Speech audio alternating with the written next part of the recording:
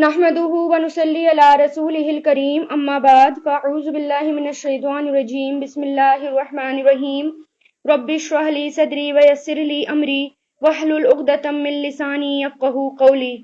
اللهم فقهنا في الدين ربي يسر ولا تعسر وتمم بالخير وبك نستعين يا فتاح اللهم حاسبنا حسابا يسيرا اللهم لا سهل الا ما جعلته سهلا وانت تجعل الحزن سهلا الا شئت۔ سورۃ المائدہ، مائدہ کہتے ہیں دسترخوان کو، اور یہ سورت حضور پاک صلی اللہ علیہ وسلم کی حیات طیبہ کے بالکل آخری دور میں نازل ہوئی تھی، یعنی آپ صلی اللہ علیہ وسلم کے آخری دور میں نازل ہوئی تھی، اور کچھ مفسرین کہتے ہیں کہ اس کے کچھ حصے صلح حدیبیہ اور کچھ مکہ فتح کے بعد اور کچھ حجۃ الوداع پر نازل ہوئے تھے۔ اس وقت اسلام کی دعوت دور دور تک پھیل گئی تھی۔ اب اللہ تعالیٰ کو اسلام میں یعنی مسلمانوں کے سماجی یعنی سوشل، سیاسی یعنی پولیٹیکل، اور معاشی یعنی سوشل مسائل کو حل کرنا تھا۔ اللہ تعالیٰ کو تمام مسائل کو حل کرنا تھا، اس لیے یہ سورہ مائدہ میں سب کچھ اللہ تعالیٰ نے تفصیل سے بتایا۔ شروع اللہ کے نام سے جو سب پر مہربان بہت مہربان ہے۔ اے ایمان والو، معاہدوں کو پورا کرو یعنی وعدوں کو پورا کرو۔ تمہارے لیے وہ چپائے حلال کر دیے گئے جو مویشیوں میں داخل یا ان کے مشابہ ہوں، سوائے ان کے جن کے بارے میں تم کو پڑھ کر سنایا جا چکا، یعنی یہ حالت احرام کی آیتیں ہیں کہ اور ویسے چوپائے اس جانور کو کہتے ہیں جو چار ہاتھ پیر والے ہوں، لیکن ان میں سے صرف وہ جانور حلال ہیں جو مویشیوں میں شمار ہوتے ہیں، جیسے گائیں، اونٹ، بھیڑ، بکری، یہ سب جیسے جو انہی کی طرح دکھتے ہوں، جیسے ہرن، نیل گائیں وغیرہ، یہ سب۔ لیکن اس میں یہ بات بھی آتی ہے، جو چیز حکومت منع کر دیتی ہے، حکومت کی طرف سے، سوسائٹی کی طرف، یا ہم جس کنٹری میں ہم رہتے ہیں وہاں پر گورنمنٹ جو چیز کھانے کو منع کر دیتی ہے اس کو بھی ہمیں ماننا چاہیے، کیونکہ پیچھے بھی یہ حکم گزر چکا ہے کہ اپنے امر والوں کا یعنی جو آپ کے حاکم ہیں ان کا حکم مانو، اگر وہ حکم اسلام کے خلاف نہ ٹکرا رہا ہو۔ بشرطے تم پر احرام کی حالت میں ہو تو اس وقت تم شکار کو حلال نہ سمجھو، یعنی اگر تم نے احرام باندھ رکھا ہو، حج کی نیت کر لی ہو، احرام باندھ رکھا ہو، تب یہ جانور تمہارے لیے حلال نہیں ہے۔ صرف تم کھا سکتے ہو لیکن ان کا شکار نہیں کر سکتے، یہاں تک کہ شکار میں مدد بھی نہیں کر سکتے اور شکار کی طرف اشارہ بھی نہیں کر سکتے حالت احرام میں۔ ہاں، اگر کوئی پکا پکایا سالن آپ کے سامنے حاضر کر دے تو وہ کھا سکتے ہو۔ اللہ جس چیز کا ارادہ کرتا ہے اس کا حکم دیتا ہے۔ اے ایمان والو، نہ اللہ کی نشانیوں کی بے حرمتی کرو، نہ حرمت والے مہینوں کی، نہ ان جانوروں کی جو قربانی کے لیے حرم لے جائے جائیں، یعنی جو جانور حرم لے جائے جاتے ہیں، اور نہ ان پٹوں کی جو ان کے گلے میں پڑے ہوئے ہوں۔ پہلے یہ رواج تھا، جو جانور قربانی کا جانور ہوتا تھا اس کے گلے میں نشانی کے طور پر پٹا باندھ دیتے تھے، کچھ بھی باندھ دیا کرتے تھے، اس سے ہی پتہ چلتا تھا کہ یہ جانور جو ہے وہ احرام کی حالت میں لوگ لے کر جا رہے ہیں اس کو حج کی طرف، یعنی حج کرنے کے لیے قربانی کا جانور ہے یہ۔ اور نہ ان لوگوں کی جو اللہ کا فضل اور اس کی رضامندی حاصل کرنے کے خاطر بیت اللہ حرام کا ارادہ لے کر جا رہے ہوں، یعنی اگر کوئی حج کے ارادے سے نکلا ہے تو اس کو بھی تکلیف نہ دو، اس کے ساتھ چھیڑ چھاڑ نہ کرو، کیونکہ پہلے سوسائٹی جو معاشرہ تھا عرب کا وہ بہت زیادہ لوٹ مار والا تھا، لوگوں کو لوٹ لیا جاتا تھا، پریشان کیا جاتا تھا، تو اللہ تعالیٰ کہہ رہے ہیں ان کے ساتھ بھی بے حرمتی مت کرو۔ اور جب تم احرام کھول دو شکار کر سکتے ہو، یعنی جب احرام کھول دیا پھر کسی کا بھی شکار کر سکتے ہو جو اللہ تعالیٰ نے حلال کیا ہوا ہے۔ اور کسی قوم کے ساتھ تمہاری یہ دشمنی کہ انہوں نے تمہیں مسجد حرام سے روکا تھا، تمہیں اس بات پر آمادہ نہ کرے کہ تم ان پر زیادتی کرنے لگو، یعنی جب تم احرام کھول دو کسی پر زیادتی مت کرو۔ ہاں، اگر کوئی تمہیں مسجد حرام سے روکے تو اس پر بھی تمہیں زیادتی نہیں کرنی کہ بدلہ لینے کے لیے زیادتی کرو، اور نیکی اور تقوی میں ایک دوسرے کے ساتھ آگے بڑھو، اور گناہ اور ظلم میں تعاون نہ کرو، اور اللہ سے ڈرتے رہو، بے شک اللہ کا عذاب بڑا سخت ہے۔ تم پر مردار جانور اور خون اور سور کا گوشت اور وہ جانور حرام کر دیا گیا ہے جس پر اللہ کے سوا کسی اور کا نام پکارا گیا ہو، اور وہ جو گلا گھٹنے سے مرا ہو، یعنی کون کون سے جانور حرام ہیں یہ آپ انڈر لائن کر جو کہ کسی اللہ کے علاوہ جس پر کسی اور کا نام پکارا گیا ہو، اور جو گلا گھٹنے سے مرا ہو، اور جسے چوٹ مار کر ہلاک کیا گیا ہو، اور جو اوپر سے گر کر مرا ہو، اور جسے کسی جانور نے سینگ مار کر ہلاک کیا ہو، اور جسے کسی درندے نے کھا لیا ہو، الہا یہ کہ تم اس کے مرنے سے پہلے اس کو ذبح کر چکے ہو، یعنی وہ مرا نہیں ہے اور مرنے سے پہلے ہی اس کو ذبح کر لیا ہو، یعنی کسی نے اس پر اٹیک کیا اور ابھی وہ مرا نہیں ہے اور اس کو پہلے ہی ذبح کر لیا گیا ہو، تو وہ حلال ہو جاتا ہے۔ اور وہ جانور بھی حرام ہے جسے بتوں کی قربانی گاہ پر ذبح کیا گیا ہو۔ اور یہ بات بھی تمہارے لیے حرام ہے کہ تم جوئے کے تیروں سے گوشت وغیرہ تقسیم کرو۔ یہ ساری باتیں سخت گناہ کی ہیں۔ جاہلیت کے زمانے میں اسلام آنے سے پہلے یہ طریقہ تھا کہ ایک اونٹ کو ذبح کر کے اس کا گوشت قرہ اندازی کے ذریعے تقسیم کرتے تھے، اور قرہ اندازی کا طریقہ یعنی ڈرا ڈالا کرتے تھے، اور اس کا طریقہ یہ تھا کہ مختلف تیروں پر، یعنی تیر ہوتے تھے، تیروں پر حصوں کے نام لکھ کر تھیلے میں ڈال دیتے تھے، پھر جس کے نام کا تیر نکلتا تھا اور اس پر جتنا گوشت لکھا ہوتا تھا اتنا دیتے تھے، اور کسی کسی کو ملتا بھی نہیں تھا۔ تو یہ طریقہ منع کر دیا اللہ تعالیٰ نے۔ آج کافی لوگ تمہارے دین کے مغلوب ہونے سے نا امید ہو گئے، لہٰذا ان سے مت ڈرو اور میرا ہی ڈر دل میں رکھو۔ آج میں نے تمہارے لیے تمہارا دین مکمل کر دیا اور تم پر اپنی نعمت پوری کر دی، اور تمہارے لیے اسلام کو دین کے طور پر ہمیشہ کے لیے پسند کر لیا۔ یہ حجۃ الوداع کے موقع پر یہ آیتیں نازل ہوئی تھی، اور یہ آخری آیت تھی جو نازل ہوئی تھی۔ لہٰذا یعنی اس وقت کیا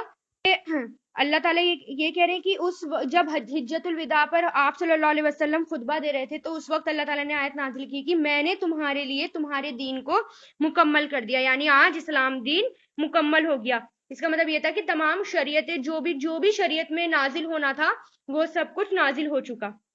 لہٰذا اس دین کے احکام کی پوری پابندی کرو۔ ہاں، جو شخص شدید بھوک کے عالم میں بالکل مجبور ہو جائے اور اس مجبوری میں انہوں نے حرام چیزوں میں سے کچھ کھا لیا، بشرطے گناہ کی رغبت کی بنا پر ایسا نہ کیا ہو، یعنی گناہ کرنے کی وجہ سے ایسا نہ کیا ہو، تو بے شک اللہ بہت معاف کرنے والا بڑا مہربان ہے۔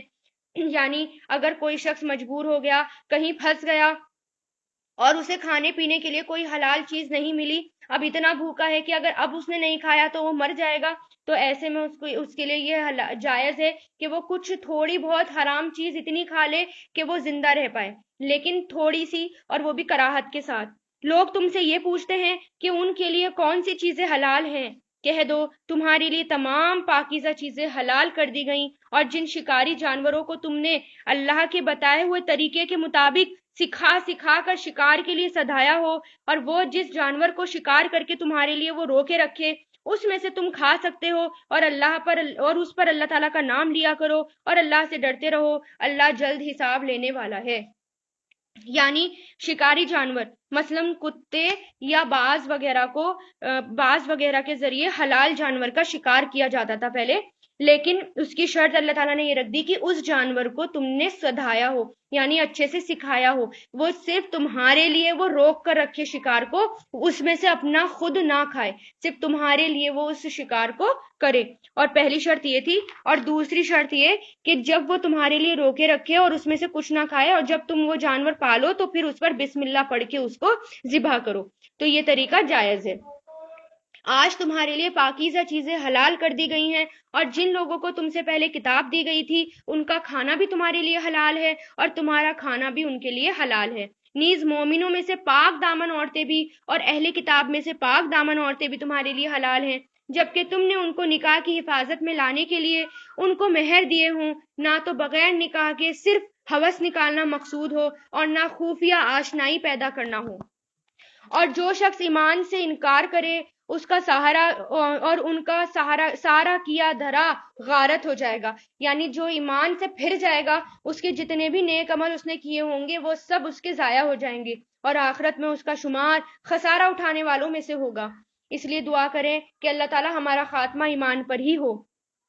اے ایمان والو، جب تم نماز کے لیے اٹھو تو اپنے چہرے اور کوہنیوں تک اپنے ہاتھ دھو لو، اور اپنے سروں کا مسح کرو، اور اپنے پاؤں کو بھی ٹخنوں تک دھو لیا کرو، اینکل تک، دھو لیا کرو. یہ جو ہے وضو کا طریقہ ہے. پھر آپ صلی اللہ علیہ وسلم نے پورا طریقہ وضو کر کے دکھائی کہ کس طرح کیا کرو. اور اگر تم جنابت کی حالت میں ہو تو سارے جسم کو غسل کے ذریعے خوب اچھی طرح پاک کر لو. اور اگر تم بیمار ہو یا سفر پر ہو یا تم میں سے کوئی قضائے حاجت کر کے آیا ہو یا تم نے عورتوں سے جسمانی ملاپ کیا ہو اور تمہیں پانی نہ ملے تو پاک مٹی سے تیمم کر لو اور اپنے چہروں اور ہاتھوں کا اس مٹی سے مسح کر لو. تیمم کہتے ہیں اگر پانی نہ ملے تو پاک مٹی لیں اور اس پر ہاتھ ماریں اور اس کو اپنے چہرے اور ہاتھ پر کوہنیوں تک پھیر لیں. یہ مسح ہو گیا اور یہ ایک طرح سے یہ وضو ہوا اور آپ اس سے نماز پڑھ لیں.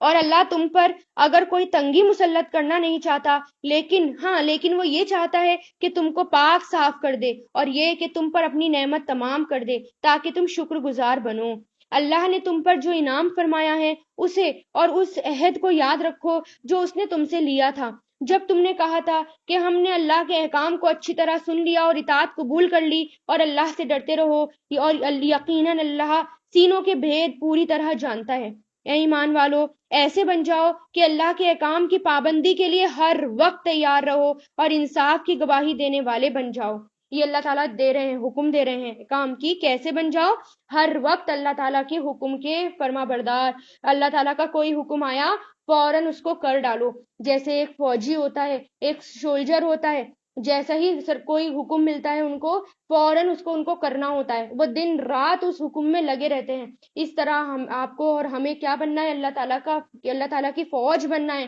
اللہ تعالیٰ کے سولجر بن کے تیار ہونا ہے. تو اللہ تعالیٰ جو بھی حکم دے دے فوراً اس حکم کو کر ڈالو اور فوراً تیار رہو کہ اب کون سا حکم آئے گا اور مجھے اب کیا کرنا ہے. اور کسی قوم کی دشمنی تمہیں اس بات پر آمادہ نہ کرے، اس بات پر مجبور نہ کرے کہ تم ناانصافی کرو. یعنی اگر کسی قوم سے کوئی دشمنی ہے پھر بھی تمہیں ناانصافی سے کام نہیں لینا، انصاف سے کام لو، انصاف سے کام لو. یہی طریقہ تقوی کے قریب ہے اور اللہ سے ڈرتے رہو. اللہ یقیناً تمہارے تمام کاموں سے پوری طرح باخبر ہے. احکام تھے یہاں تک.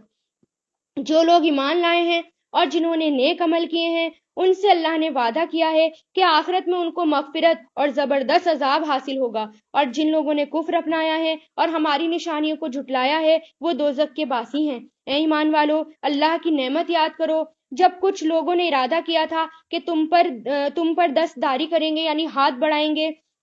تم سے جنگ کریں گے، تو اللہ نے تمہیں نقصان پہنچانے سے ان کے ہاتھوں کو روک دیا تھا. یعنی مشرکین نے مسلمانوں کا خاتمہ کرنے کے لیے کچھ چالیں چلی تھی لیکن اللہ تعالیٰ نے ان سب چالوں کو ختم کر دیا، خاک میں ملا دیا.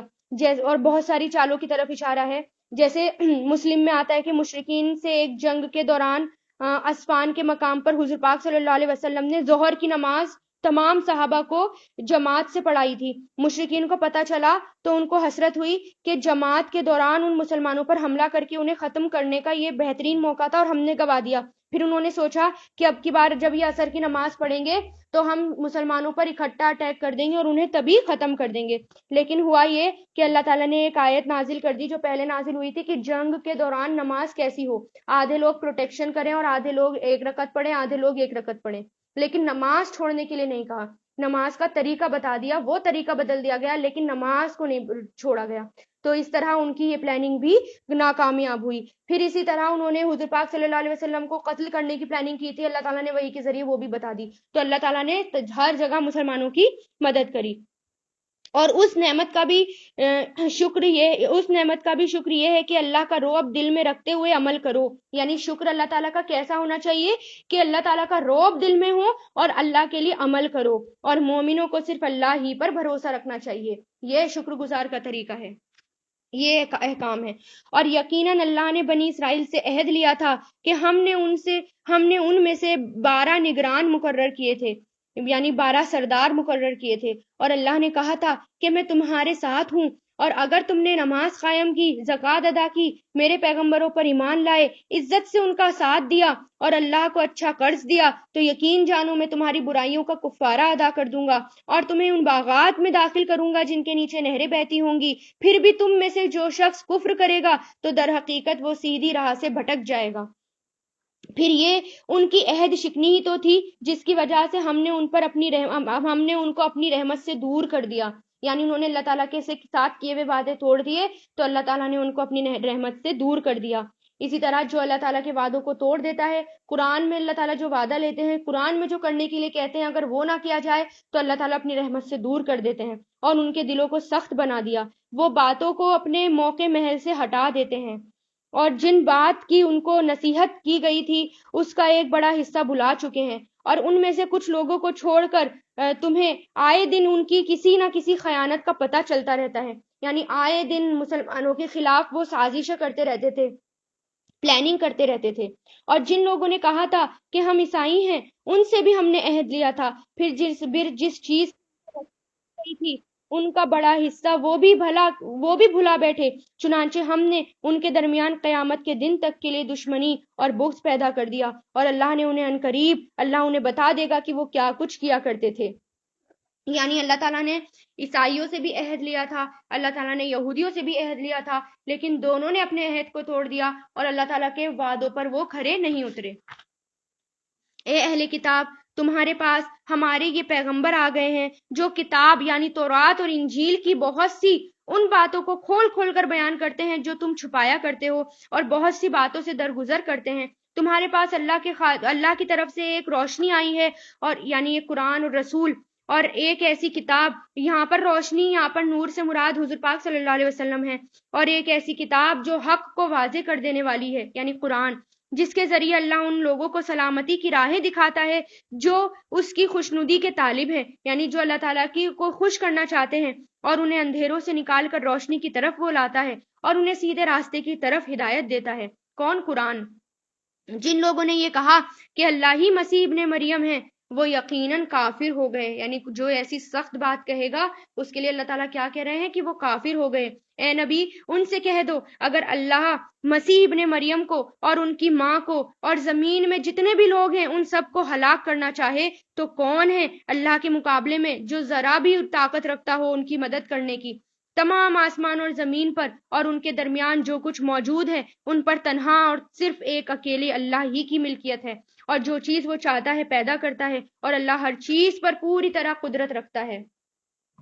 یعنی وہ یہ کہتے تھے مریم علیہ السلام کو، کچھ لوگ مریم علیہ السلام کو بھی مانتے ہیں، ان کی بھی پوجا کرتے ہیں، اور عیسیٰ علیہ السلام کو تو مانتے ہی اللہ تعالیٰ کا بیٹا ہے۔ تو اللہ تعالیٰ کہہ رہے ہیں کہ اگر اللہ تعالیٰ عیسیٰ علیہ السلام کو اور اللہ تعالیٰ مریم علیہ السلام کو جتنے بھی زمین میں ہیں سب کو ہلاک کرنا چاہے تو کوئی ذات نہیں جو اللہ تعالیٰ کو روک سکے، یا کوئی نہیں جو ان کی مدد کر سکے۔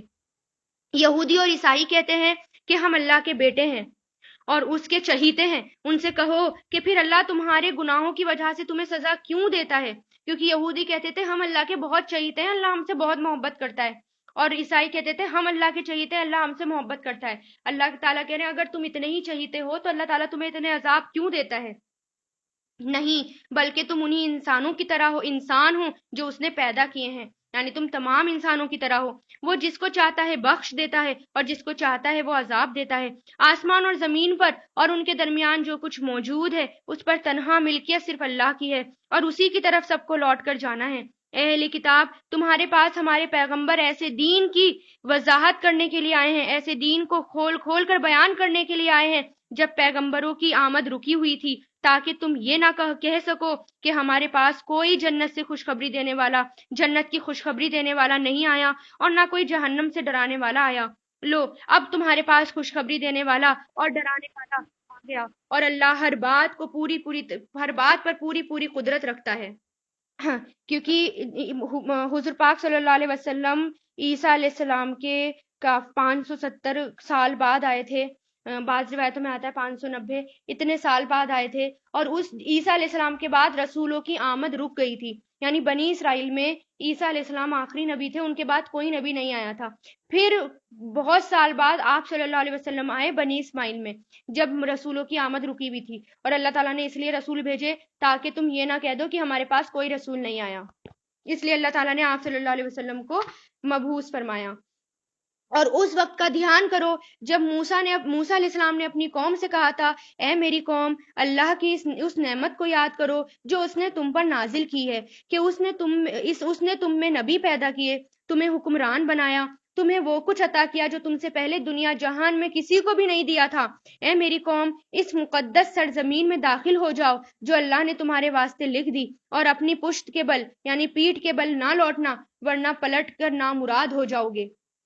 مقدس سرزمین سے مراد یہاں شام اور فلسطین کا علاقہ ہے، کیونکہ اللہ تعالیٰ نے اس علاقے میں بہت سارے انبیاء کرام کو مبعوث فرمایا اور انبیاء کرام کو انہی علاقوں میں بھیجا، اس لیے اس کو مقدس زمین کہا گیا۔ اور یہاں پر اس واقعے کی طرف اشارہ ہے جب بنی اسرائیل کا اپنے اصل وطن یعنی شام اور فلسطین کا جو علاقہ تھا اس سے وہ دور ہو گئے تھے، کیونکہ فرعون نے مصر میں ان کو غلام بنا رکھا تھا، اور جب اللہ کے حکم سے فرعون اور اس کا لشکر غرق ہو گیا تو اللہ تعالیٰ کی طرف سے حکم ہوا کہ اب فلسطین میں جا کر آباد ہو جاؤ۔ اور لیکن اس وقت، یہ کئی سال بعد ہوا تھا، اس وقت فلسطین میں ایک قوم کا قبضہ تھا جو امالیکا کا قوم تھی، اس کا نام تھا امالیکا۔ تو وہ بہت زیادہ طاقتور قوم تھی، ڈھیل ڈھول بہت زبردست تھا، اور اللہ تعالیٰ نے، لیکن اللہ تعالیٰ نے ان کو ہاتھ پر ہاتھ رکھ کر بیٹھ کر نہیں دینا تھا وہ قوم، وہ علاقہ۔ اللہ تعالیٰ نے کہا جہاد کرو، اس قوم سے لڑو، اور اللہ تعالیٰ نے یہ بھی فرما دیا کہ تم ہی جیتو گے، اللہ تعالیٰ کی مدد تمہارے ساتھ ہے، بس تمہیں تھوڑا ایک قدم اٹھانا ہے، باقی اللہ تمہارے ساتھ ہے۔ لیکن وہ قوم اللہ تعالیٰ کے حکم کو اس قوم نے نہیں مانا، شروع سے اللہ تعالیٰ کا حکم وہ قوم جھٹلاتی رہی، ٹالتی رہی، تو انہوں نے کہہ دیا کہ نہیں، ہم نہیں لڑیں گے۔ وہاں پر طاقتور قوم رہتی ہے، اور کہنے لگ گئی موسیٰ علیہ السلام آپ جاؤ اور آپ کا رب جائے، جب آپ جیت جاؤ گے اور اس قوم کو ہرا دو گے تب ہم آ جائیں گے۔ تو اس وجہ سے اللہ تعالیٰ نے ان پر عذاب مسلط کر دیا، اور 40 سال تک کے لیے ان کو صحرائے سینا میں بھٹکنے کے لیے اللہ تعالیٰ نے چھوڑ دیا، اور اللہ تعالیٰ نے کہا اب تم اس زمین میں داخل نہیں ہوگے۔ وہ بولے اے موسیٰ، اس ملک میں تو بڑے طاقتور لوگ رہتے ہیں، جب تک وہ لوگ وہاں سے نکل نہ جائیں ہم ہرگز بھی اس میں داخل نہ ہوں گے۔ ہاں، اگر وہ وہاں سے نکل جائیں تو بے شک ہم اس میں داخل ہو جائیں گے۔ جو لوگ خدا کا خوف رکھتے ہیں ان میں سے 2 مرد جن کو اللہ نے اپنے فضل سے نوازا تھا، وہ بول اٹھے تم ان پر چڑھائی کر کے شہر کے دروازے میں گھس تو جاؤ، جب تم گھس جاؤ گے تو تم ہی غالب آؤ گے، اور اپنا بھروسہ صرف اللہ پر رکھو اگر واقعی تم ایمان والے ہو۔ یہ 2 لوگ کہا جاتا ہے کہ حضرت یوشع علیہ السلام تھے اور حضرت کالب تھے، جو بعد میں موسیٰ علیہ السلام کے بعد ان کو نبوت ملی تھی۔ یہ اللہ تعالیٰ کے نیک بندے تھے۔ وہ کہنے لگے اے موسیٰ، یعنی موسیٰ علیہ السلام کی قوم کہنے لگ گئی اے موسیٰ، جب تک وہ لوگ اس شہر میں موجود ہیں ہم تو ہرگز بھی وہاں قدم نہیں رکھیں گے، اگر ان سے لڑنا ہے تو بس تم اور تمہارا رب چلے جاؤ اور ان سے لڑو، ہم یہیں بیٹھے ہیں۔ موسیٰ علیہ السلام نے کہا اے میرے پروردگار، سوائے میری اپنی جان کے اور میری بھائی کے میرا قابو کسی پر نہیں، اب آپ ہمارے درمیان اور ان نافرمان لوگوں کے درمیان الگ الگ فیصلہ کر دو۔ یعنی موسیٰ علیہ السلام ان سے بہت پریشان ہو گئے تھے، ہر وقت جھٹلاتے رہتے تھے۔ اللہ نے کہا اچھا، تو وہ سرزمین ان پر 40 سال تک کے لیے حرام کر دی گئی، اور اس دوران زمین میں وہ بھٹکتے پھریں گے۔ تو اے موسیٰ، اب تم بھی ان نافرمان لوگوں پر ترس مت کھانا، اور اے پیغمبر ان کے سامنے اس وقت یہ ہوا تھا کہ موسیٰ علیہ السلام اور ہارون علیہ السلام کچھ ہی مہینوں بعد ان کا انتقال ہو گیا تھا، ایک کے بعد ایک دونوں کا انتقال ہو گیا تھا۔ پھر بعد میں حضرت یوشع بن نون اور حضرت کالب علیہ السلام کو نبوت ملی ایک کے بعد ایک، اور حضرت یوشع بن نون کو جب نبوت ملی، ان کے بعد حضرت سموئیل علیہ السلام کو نبوت ملی۔ ان کے ٹائم پر یہ لوگ پھر اپنے اپنے دیش میں، اپنے اپنے فلسطین میں گئے جب ان کی سزا پوری ہو گئی۔ پھر اے پیغمبر ان کے سامنے آدم کے 2 بیٹوں کا واقعہ ٹھیک ٹھیک پڑھ کر سنا دو، جب دونوں نے ایک ایک قربانی پیش کی تھی، ان میں سے ایک کی قربانی قبول ہو گئی اور دوسرے کی قربانی قبول نہ ہوئی، اور دوسرے نے پہلے سے کہا میں تجھے قتل کر دوں گا، پہلے نے کہا اللہ تو ان لوگوں سے قربانی قبول کرتا ہے جو متقی ہیں۔ یعنی حابل اور قابل کی طرف اشارہ ہے۔ آدم علیہ السلام کے جو 2 بیٹے حابل اور قابل تھے، اور اس کا تفسیر میں یہ پس منظر ملتا ہے کہ کیونکہ اس وقت صرف ماں حوا اور بابا آدم سے ہی دنیا بڑھ رہی تھی، تو ان کے 2 جڑوا بچے پیدا ہوتے تھے اور صبح شام وہ پیدا ہوتے تھے، لیکن ان کے ساتھ یہ تھا کہ جو صبح پیدا ہوتا تھا اس کا نکاح، اس کی شادی شام والے سے ہوتی تھی، اور جو شام پیدا ہوتا تھا اس کا نکاح صبح والی لڑکی سے ہوتا تھا۔ تو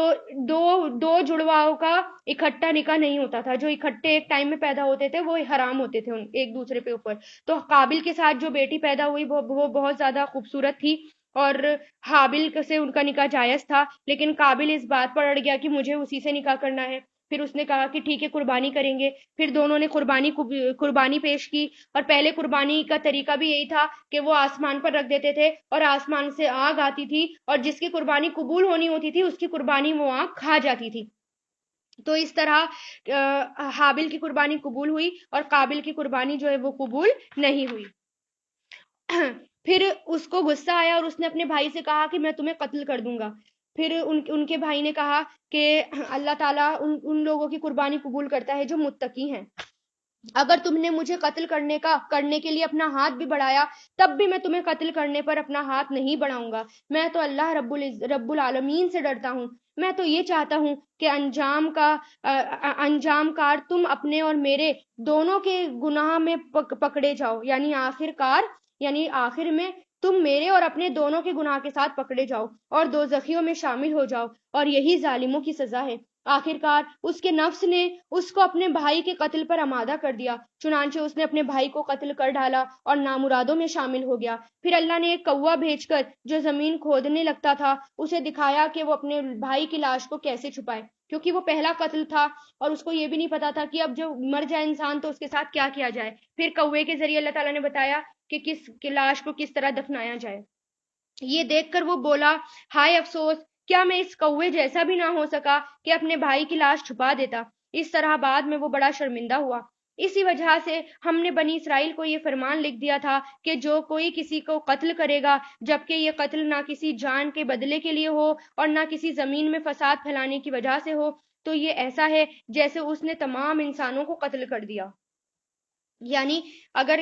جان کے بدلے جان جو قتل ہوتا ہے اس کے علاوہ اگر کسی نے قتل کیا تو وہ اس نے تمام انسانوں کا قتل کر دیا. اور جو شخص کسی کی جان بچا لے گا تو وہ ایسا ہے جیسے اس نے تمام انسانوں کی جان بچا لی. اور واقعہ یہ ہے کہ ہمارے پیغمبر ان کے پاس کھلی ہدایت لے کر آئے مگر اس کے بعد بھی ان میں سے بہت سے لوگ زمین میں زیادتیاں کرتے رہے.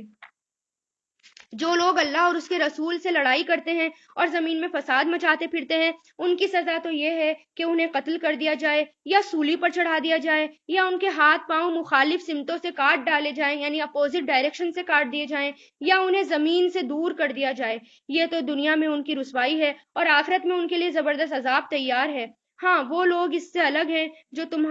تمہارے ان کو قابو میں لانے سے پہلے ہی توبہ کر لیں. یعنی جن لوگوں نے سچی توبہ کر لی اور پکڑے جانے سے پہلے توبہ کر لی، یعنی کسی نے کسی کا قتل کر دیا یا چوری کر لی اور ابھی وہ پکڑا بھی نہیں گیا لیکن اس کو اپنے کیے پر شرمندگی ہوئی اور وہ سچے دل سے توبہ کر لے تو اللہ تعالیٰ اسے معاف کرنے والا ہے. ایسی صورت میں یہ جان رکھو کہ اللہ بہت بخشنے والا بڑا مہربان ہے.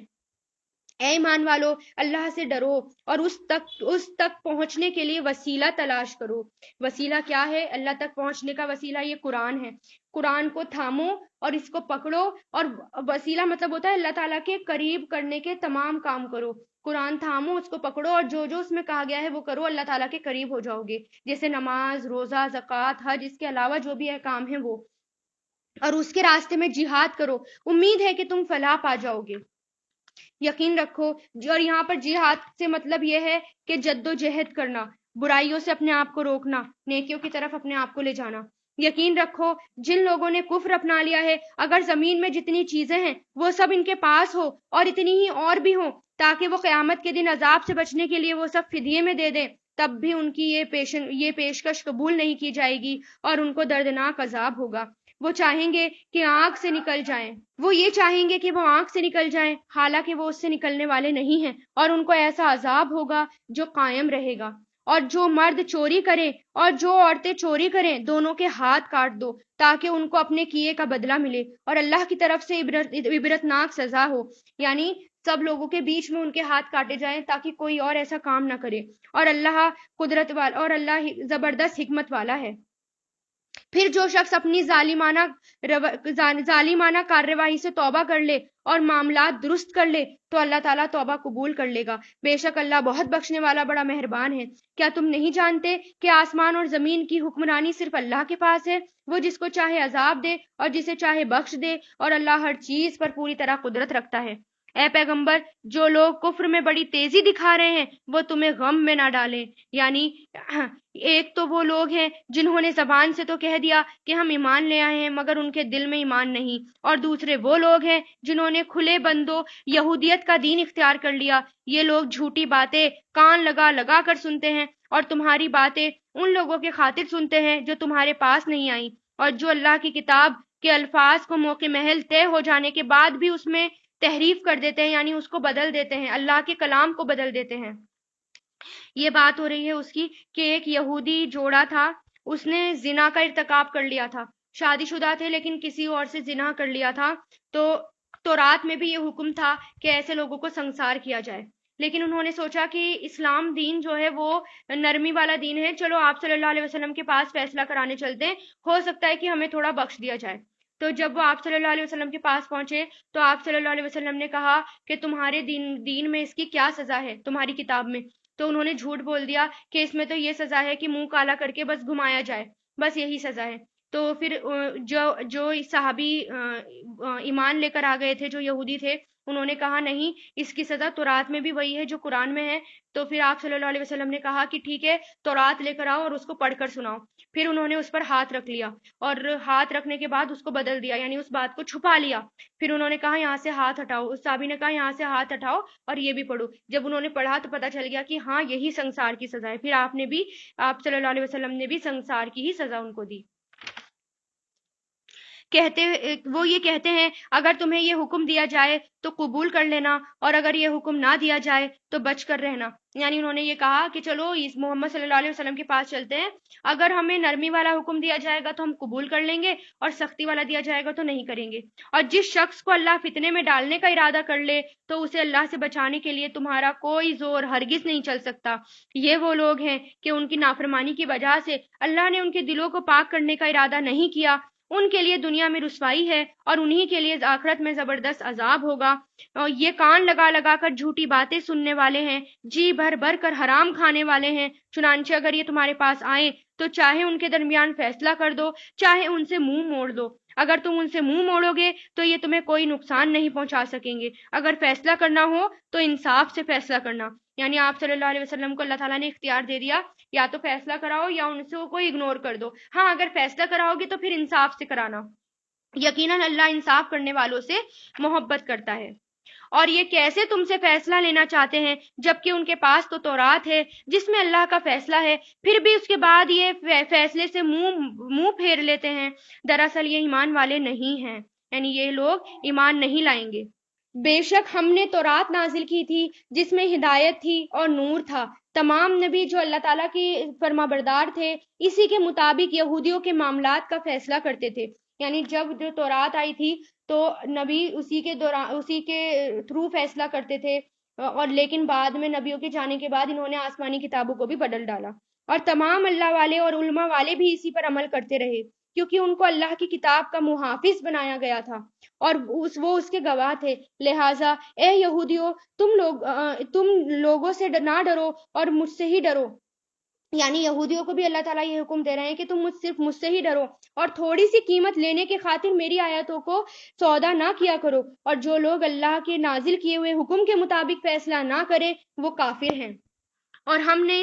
یعنی یہاں پر اللہ تعالیٰ کہہ رہے ہیں کہ جو لوگ اللہ کے نازل کیے ہوئے حکم کے مطابق فیصلہ نہ کریں وہ کافر ہیں، یعنی ہم گھر کے معاملات میں، ہر معاملات میں کس کے تھرو فیصلہ کرنا ہے؟ قرآن کے تھرو، اور اس پر ہی چلنا ہے جہاں تک ہم پہنچ سکتے ہیں، جہاں تک ہماری پہنچ ہے، یعنی گھر کے معاملات میں تو ہم قرآن کے تھرو فیصلہ کر سکتے ہیں، تو اسی کو پکڑ کر چلیں۔ اور ہم نے اس تورات میں ان کے لیے یہ حکم لکھ دیا تھا کہ جان کے بدلے جان، آنکھ کے بدلے آنکھ، ناک کے بدلے ناک، کان کے بدلے کان، دانت کے بدلے دانت، اور زخموں کا بھی اسی طرح بدلہ لیا جائے گا۔ ہاں جو شخص اس بدلے کو معاف کر دے تو یہ اس کے لیے گناہ کا کفارہ ہو جائے گا، اور جو لوگ اللہ کے نازل کیے ہوئے حکم کے مطابق فیصلہ نہ کریں وہ لوگ ظالم ہیں۔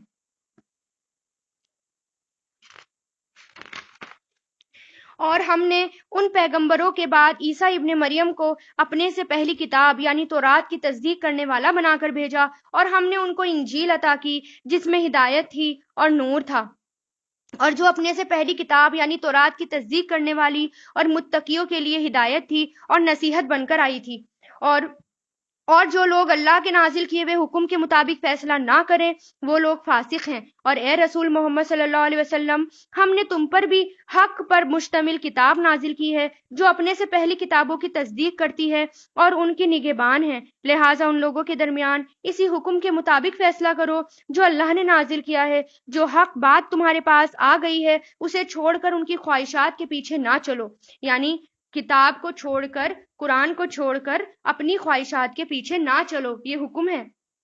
کہ اپنی مرضی مت چلاؤ، صرف اور صرف جو اللہ کہہ رہے ہیں اور قرآن کہہ رہا ہے اس کی مرضی پر چلو، اللہ کی مرضی پر چلو۔ تم میں سے ایک امت کے لیے ہم نے ایک الگ شریعت اور طریقہ مقرر کیا ہے، یعنی ہر امت جو آئی ہے اس کی ایک شریعت تھی، اور اگر اللہ چاہتا تو تم سب کو ایک ہی امت بنا دیتا، لیکن الگ شریعتیں اس لیے دیں تاکہ جو کچھ اس نے تمہیں دیا ہے اس میں تمہیں آزمائیں، لہٰذا نیکیوں میں ایک دوسرے سے آگے بڑھنے کی کوشش کرو۔ شریعت کیوں آئی ہے؟ تاکہ آزمایا جائے اور ایک دوسرے سے آگے بڑھو۔ اللہ شریعت دین سب کا ایک ہی رہا ہے، جیسے نماز قائم کرنا، روزہ رکھنا، زکوٰۃ دینا، یہ دین سب کا ایک ہی رہا ہے، اللہ پر ایمان لانا، لیکن شریعتیں حالات کے اکارڈنگ تھی۔ شریعتیں جیسے کسی شریعت میں روزے میں سحری تھی اور کسی میں نہیں تھی، اور اسی طرح جیسے آدم علیہ السلام کی شریعت میں بھائی بہنوں سے نکاح جائز تھا، جیسے صبح اور شام والے جو پیدا ہوتے تھے ان سے نکاح جائز تھا، اور یعقوب علیہ السلام کی شریعت میں 2 سگی بہنیں جائز تھیں ایک مرد کے پاس، اسی طرح آپ صلی اللہ علیہ وسلم کی شریعت میں یہ حرام ہو گئی۔ تو شریعتیں تھوڑی تھوڑی الگ الگ تھیں۔ اللہ ہی کی طرف تم سب کو لوٹ کر جانا ہے، اس وقت وہ باتیں تمہیں بتائے گا جس میں تم اختلاف کیا کرتے تھے، اور ہم حکم دیتے ہیں کہ تم ان لوگوں کے درمیان اسی حکم کے مطابق فیصلہ کرو جو اللہ تعالیٰ نے نازل کیا ہے، اور ان کی خواہشات کی پیروی نہ کرو، اور اللہ کی اس بات سے بچ کر رہو کہ وہ تمہیں فتنے میں ڈال کر کسی ایسے حکم سے ہٹا دے جو اللہ نے نازل کیا ہو۔ اس پر اگر وہ منہ موڑ لیں تو یاد رکھو کہ اللہ نے ان کے بعض گناہوں کی وجہ سے ان کو مصیبت میں مبتلا کرنے کا ارادہ کر رکھا ہے، یعنی اگر ہم گناہ کرتے ہیں تو ہمارے گناہ کی وجہ سے بھی ہم پر مصیبتیں آتی ہیں، اور ان لوگوں میں سے بہت سے فاسق ہیں۔ بھلا کیا یہ جاہلیت کا فیصلہ حاصل کرنا چاہتے ہیں؟ حالانکہ جو لوگ یقین رکھتے ہوں ان کے لیے اللہ سے اچھا فیصلہ کرنے والا کون ہو سکتا ہے؟ اے ایمان والو، یہودیوں اور عیسائیوں کو اپنا یار و مددگار نہ بناؤ۔ پھر سے یہ آیت آ گئی، یہ خود ہی ایک دوسرے کے یار و مددگار ہیں، اور تم میں سے جو شخص ان سے دوستی کا دم بھرے گا وہ انہی میں سے ہوگا۔ یقیناً اللہ ظالم لوگوں کو ہدایت نہیں دیتا۔ اللہ تعالیٰ یہ حکم اس لیے دے رہے ہیں تاکہ اللہ تعالیٰ ہمیں مصیبتوں سے بچائیں، تاکہ آگے ان کے ذریعے جو آگے آنے والی پرابلمس ہے ان سے ہم بچ پائیں۔ چنانچہ جن لوگوں کے دلوں میں نفاق کا روگ ہے یعنی منافقت ہے، تم انہیں دیکھتے ہو کہ وہ لپک لپک کر ان میں گھستے ہیں اور کہتے ہیں ہمیں ڈر ہے کہ ہم پر کوئی مصیبت کا چکر آ پڑے گا۔ یہ منافقین کا ذکر ہے جو یہودی اور عیسائیوں سے ہر وقت گھلے ملے رہتے تھے اور ان کی سازشوں میں ہمیشہ شریک رہتے تھے۔ جب ان پر اعتراض ہوتا تو وہ جواب دیتے کہ اگر ہم ان سے تعلق نہیں رکھیں گے تو ان کی طرف سے ہمیں تنگ کیا جائے گا اور ہمیں کسی مصیبت میں بھی گرفتار کیا جائے گا۔ تو ان کے دلوں میں یہ نیت ہوتی تھی کہ وہ کسی وقت بھی مسلمان ان کے ہاتھوں مغلوب ہو جائیں گے اور ہمیں بالآخر ان سے ہی واسطہ پڑے گا، یعنی ان کو لگتا تھا کہ مسلمان تو ان سے جیتنے والے نہیں ہیں اور ہمیں رہنا تو انہی کے ساتھ ہے، اس لیے وہ ان میں گھس گھس کر رہتے تھے۔ لیکن کچھ دور نہیں کہ اللہ مسلمانوں کو فتح عطا فرمائے اور اپنی طرف سے کوئی اور بات ظاہر کر دے، اور اس وقت یہ لوگ اس بات پر پچھتائیں گے جو انہوں نے اپنے دلوں میں چھپا رکھی تھی، اور اس وقت ایمان والے ایک دوسرے سے کہیں گے کہ کیا یہ وہی لوگ ہیں جنہوں نے بڑے زور شور سے اللہ تعالیٰ کی قسمیں کھائی تھی کہ وہ تمہارے ساتھ ہیں، اور ان کے اعمال غارت ہو گئے اور وہ نامراد ہو کر رہے۔ اور اے ایمان والو، اگر تم میں سے کوئی اپنے دین سے پھر جائے گا اور اللہ ایسے لوگ پیدا کر دے گا جن سے وہ محبت کرتا ہے اور وہ اس سے محبت کرتے ہوں گے جو مومنوں کے لیے نرم اور کافروں کے لیے سخت ہوں گے۔ یعنی اگر اللہ تعالیٰ کہہ رہے ہیں اگر ہم اللہ کے کام سے پھر جائیں گے، اللہ کے دین سے پھر جائیں گے، جس مقصد سے اللہ تعالیٰ نے ہمیں پیدا کیا ہے، اگر ہم اس سے پھر گئے تو اللہ تعالیٰ ہمارے بدلے کسی اور کو لے آئیں گے، اور وہ اللہ تعالیٰ کے اتنے قریب ہوں گے اور اللہ تعالیٰ کا اتنا کام کرنے والے ہوں گے کہ اللہ ان سے محبت کریں گے اور وہ اللہ سے محبت کریں گے۔ وہ اللہ کے راستے میں جہاد کریں گے، یعنی اللہ تعالیٰ بتا رہے ہیں کہ وہ کیسے لوگ ہوں گے۔ وہ اللہ کے راستے میں جہاد کریں گے اور کسی ملامت کرنے والے کی ملامت سے نہیں ڈریں گے۔ یہ اللہ کا فضل ہے، وہ جس کو چاہتا ہے عطا فرماتا ہے، اور اللہ بڑی وسعت والا، بڑے علم والا ہے۔ اللہ تعالیٰ یہ کہہ رہے ہیں کہ وہ جہاد سے بھی نہیں ڈریں گے اور کسی سے نہیں ڈریں گے کہ کوئی ہمیں کیا کہہ رہا ہے. آج ہمیں یہ ڈر ہوتا ہے کہ اگر میں دین پر چلی یا میں نے پردہ کیا یا میں نے سب کے بیچ میں نماز ادا کری، اللہ تعالیٰ کے حکم کی پابندی کری، تو لوگ مجھے دیکھ کر کیا کہیں گے. لیکن وہ ایسے لوگ ہوں گے، اگر اللہ ہمیں ہٹا دے اور ان کو لے آئے تو وہ ایسے لوگ ہوں گے کہ وہ کسی کی ملامت سے نہیں ڈریں گے، بلکہ وہ صرف اور صرف اللہ تعالیٰ کے خاطر کام کرنے والے ہوں گے. مسلمانوں، تمہارے یار مددگار تو اللہ اور اس کے رسول اور وہ ایمان والے ہیں جو اس طرح کا نماز قائم کرتے ہیں اور زکوٰۃ دیتے ہیں کہ دل سے اللہ کے آگے جھکے ہوئے ہوتے ہیں. یعنی کون ہے ہمارے قریب، وہ اللہ تعالیٰ نے بتا دیا. اور جو لوگ اللہ اور اس کے رسول کو اور ایمان والوں کو دوست بنائے گا تو اللہ کی جماعت میں شامل ہو جاتا ہے، اور اللہ کی جماعت ہی غلبہ پانے والی ہے. یعنی اللہ کی جو جماعت ہے وہی کامیاب ہوگی. اگر ہم اللہ کی فوج میں شامل ہو گئے، اللہ کے فوجی بن گئے، تو وہی جیتیں گے. اے ایمان والو، جن لوگوں کو تم سے پہلے کتاب دی گئی تھی ان میں سے ایسے لوگوں کو اپنا یار و مددگار نہ بناؤ جنہوں نے تمہارے دین کو مذاق اور کھیل بنا رکھا ہے. اگر تم واقعی ایمان والے ہو تو اللہ سے ڈرو، اور جب تم نماز کے لیے لوگوں کو پکارتے ہو تو اس پکار کو مذاق اور کھیل کا نشانہ مت بناؤ. اور یہ سب حرکتیں اس وجہ سے ہیں کہ ان لوگوں کو عقل نہیں. کیونکہ کچھ لوگ ایسے تھے جب اذان ہوتی تھی تو وہ مذاق بناتے تھے. تو اللہ تعالیٰ کہہ رہے ہیں ان لوگوں کے ساتھ شامل مت ہو جو اللہ کی پکار کو مذاق بناتے ہیں. تم ان سے کہو کہ اے اہل کتاب، تمہیں اس کے سوا ہماری کون سی بات بری لگتی ہے کہ ہم اللہ پر اور جو کلام ہم پر اتارا گیا ہے اس پر اور جو پہلے اتارا گیا تھا اس پر ایمان لے آئے ہیں، جبکہ تم میں سے تو اکثر لوگ نافرمان ہیں. اے پیغمبر، ان سے کہو کہ کیا میں تمہیں بتاؤں کہ جس بات کو تم برا سمجھتے ہو اس سے زیادہ برا انجام والا کون سا کام ہے، یا کون سے لوگ برے انجام والے ہیں. یہ وہ لوگ ہیں جن پر اللہ نے پھٹکار ڈال دی، جن پر اپنا غضب نازل کیا، جن میں سے لوگوں کو بندر اور سور بنایا گیا اور جنہوں نے شیطان کی پرستش کی. وہ لوگ ہیں جن کا ٹھکانہ ہی بدترین ہے اور وہ سیدھے راستے سے بہت بھٹکے ہوئے ہیں. اور جب یہ تمہارے پاس آتے ہیں تو کہتے ہیں کہ ہم ایمان لے آئے ہیں، حالانکہ یہ کفر لے کر ہی آئے تھے اور اسی کفر کو لے کر باہر نکلے ہیں، اور اللہ خوب جانتا ہے کہ یہ کیا کچھ چھپاتے رہے ہیں. اور ان میں سے بہت سو کو تم دیکھو گے کہ وہ گناہ، ظلم اور حرام خوری میں لپک لپک کر آگے بڑھتے ہیں. سچ تو یہ ہے کہ جو حرکتیں یا جو کرتوت یہ کرتے ہیں وہ نہایت بری ہیں. ان کے اللہ والے یعنی رب والے اور ان کو گناہ کی باتیں کہنے اور حرام سے کھانے سے آخر کیوں ان کو منع نہیں کرتے؟ یعنی ان کے علماء اور ان کے اللہ والے ان کو حرام کھانے اور بری باتیں کہنے سے منع کیوں نہیں کرتے؟ حقیقت یہ ہے کہ ان کا یہ طرز عمل نہایت برا ہے. اور یہودی کہتے ہیں کہ اللہ کے ہاتھ بندھے ہوئے ہیں. ہاتھ تو خود ان کے بندھے ہوئے ہیں، اور جو بات انہوں نے کہی ہے اس کی وجہ سے ان پر لعنت پڑ گئی، ورنہ اللہ کے تو دونوں ہی ہاتھ پوری طرح کھلے ہوئے ہیں. یعنی جب زکوٰۃ مانگی جاتی تھی تو یہودی مذاق بناتے تھے اور وہ یہ کہتے تھے کہ دیکھو اللہ تعالیٰ کے ہاتھ تو بندھے ہوئے ہیں، اللہ تعالیٰ مانگ رہے ہیں.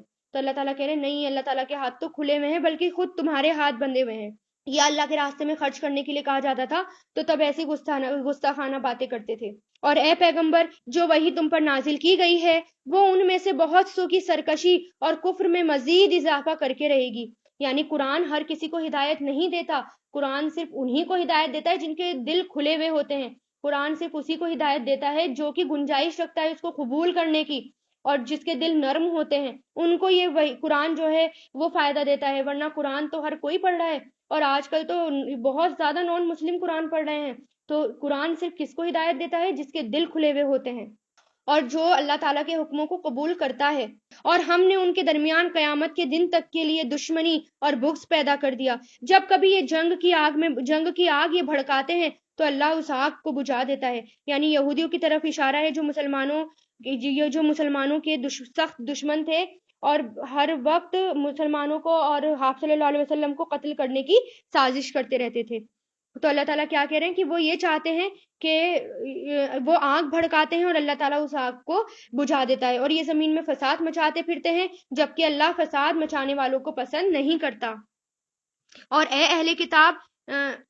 اور اگر اہل کتاب ایمان لے آتے اور تقوی کرتے تو ہم ضرور ان کی برائیاں معاف کر دیتے اور انہیں ضرور آرام اور راحت کے باغات میں داخل کرتے۔ اور اگر وہ تورات اور انجیل اور جو کتاب اب ان کے پاس ان کے رب کی طرف سے بھیجی گئی ہے اس کی ٹھیک ٹھیک پابندی کریں تو وہ اپنے اوپر اور اپنے نیچے ہر طرف سے اللہ تعالیٰ کا رزق کھاتے۔ اگرچہ ان میں سے ایک جماعت سیدھے راستے پر چلنے والی بھی ہے مگر ان میں سے بہت سے لوگ ایسے ہیں جو ان کے اعمال خراب ہیں، یعنی زیادہ تر ان کی اکثریت کیا ہے، وہ ایمان نہیں لاتی۔ اے رسول، جو کچھ تمہارے رب کی طرف سے تم پر نازل کیا گیا ہے اس کی تبلیغ کرو، اور اگر ایسا نہیں کرو گے تو اس کا مطلب یہ ہوگا کہ تم نے اللہ کا پیغام نہیں پہنچایا اور اللہ تمہیں لوگوں کی سازشوں سے بچائے گا۔ یقین رکھو اللہ کافر لوگوں کو ہدایت نہیں دیتا۔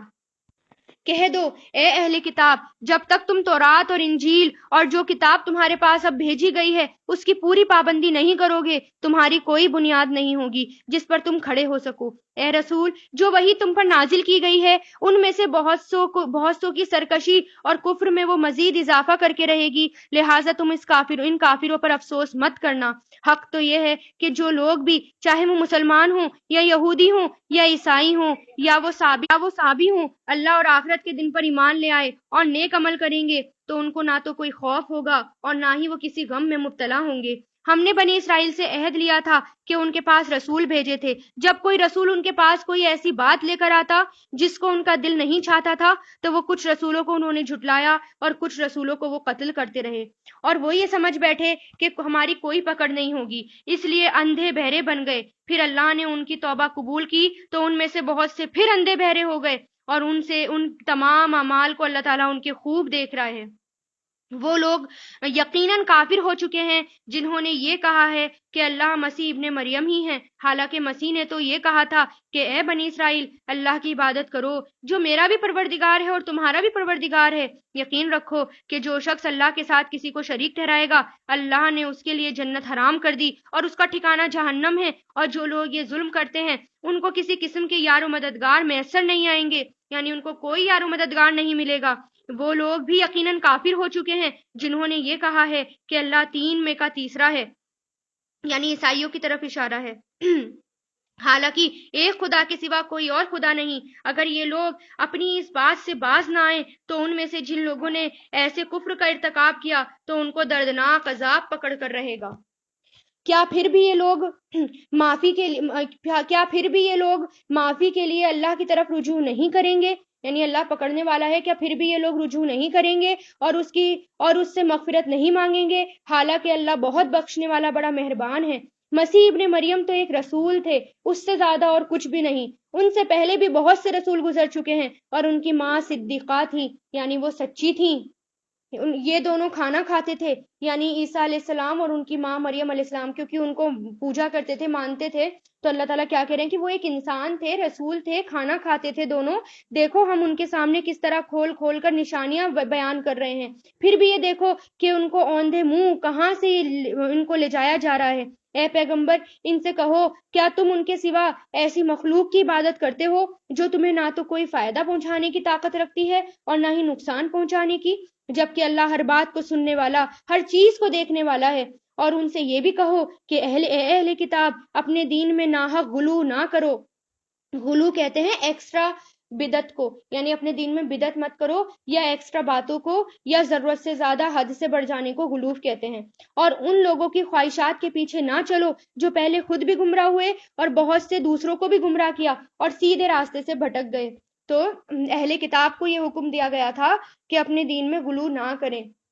لیکن انہوں نے بھی اپنے دین میں غلو کیا، یعنی بدعتیں کی۔ تو اگر ہم بھی بدعتوں سے باز نہیں آئے اور اپنے دین میں وہ چیزیں ایجاد کی جو دین کا حصہ ہے نہیں، تو اللہ تعالیٰ ایسے لوگوں کو معاف کرنے والا نہیں ہے، کیونکہ جو قیامت کے دن حوض کوثر کا جو پانی پلایا جائے گا تو اس میں سے وہ لوگ بھی نکل جائیں گے، یعنی ان لوگوں کو بھی ان کے قریب نہیں آنے دیا جائے گا جو دین میں بدعت ایجاد کرتے تھے یا جنہوں نے بدعت کی ہوگی۔